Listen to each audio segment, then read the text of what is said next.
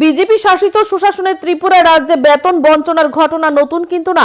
মুখে মুখে সরকার যতই জনদরদের কথা বলে কর্মচারী বান্ধব হওয়ার দাবি করুক না কেন, প্রকৃতপক্ষে বিভিন্ন অংশে রাজ্যের বিভিন্ন স্তরের কর্মচারীরা কিন্তু বেতন বঞ্চনার শিকার হয়ে চলেছেন।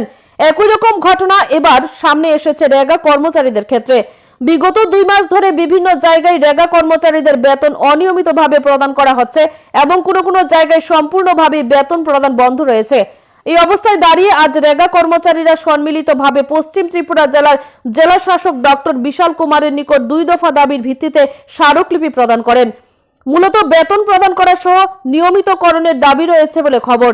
এদিকে রেগা কর্মচারীদের পক্ষ থেকে দাবি করা হয়, ইতিমধ্যে গোটা ত্রিপুরা রাজ্যের বিভিন্ন জেলা শাসকের কাছে ডেপুটেশন পর্ব সম্পন্ন হয়েছে এবং আজকে তারা পশ্চিম ত্রিপুরা জেলায় ডেপুটেশন প্রদান করছে।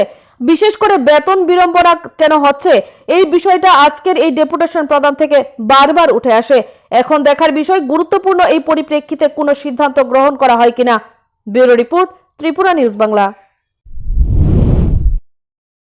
কি কারণে ডেপুটেশন ডিএম এর কাছে? আজকে আমরা আসলে গত 2 মাস যাবৎ আমাদের সমস্ত স্তরের রেগা কর্মচারীরা বেতন পাচ্ছে না। উপরন্তু দেখা যাচ্ছে কাজের প্রেশার কম নাই। আমরা রাজ্যের 58টা ব্লকের মধ্যেই আমাদের ব্লক ডেভেলপমেন্ট অফিসারের কাছে আমরা ডেপুটেশন দিয়েছি আমাদের বেতনের জন্য এবং নিয়মিতকরণের জন্য। এবং আমরা 6টা জেলাতে অলরেডি আমাদের জেলা শাসকের নিকটে আমাদের দাবি দেওয়া নিয়ে আমরা ডেপুটেশন হয়ে গেছে। আজকে আমাদের সাউথ ত্রিপুরা এবং আমাদের খোয়াই ডিস্ট্রিক্ট আমাদের ডিএম স্যারের কাছে আমরা ডেপুটেশন দিতে যাচ্ছি যে আমাদের যে বেতন হচ্ছে না তার জন্য। কিন্তু আমরা ওয়েস্ট ডিস্ট্রিক্টও আজকে এখানে ডেপুটেশন দিতে যাচ্ছি, এমনি সাউথ ডিস্ট্রিক্টও যাবে।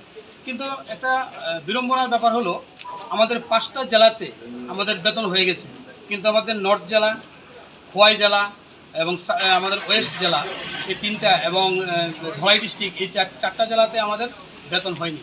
তার জন্যই আমরা কেন কাজ করার পর আমরা কেন বেতন পাবো না, তার জন্য আজকে আমরা আমাদের জেলা শাসকের আমাদের বেতন ভাতা এবং আমাদের যে দীর্ঘদিনের যে একটা দাবি, আমরা প্রায় 19 বছর হতে চলেছে আমরা রেগুলার এখনও হইনি, সেই রেগুলারের দাবিটা নিয়ে আমরা ডিএম স্যারের দিকেও যাবো।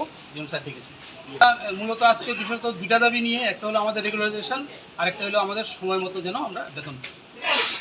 আপনার নামটা? আমি রাজ্য কমিটির সম্পাদক অসীম মজুমদার, পশ্চিম ত্রিপুরা জেলা কমিটির সম্পাদক সেন্টু।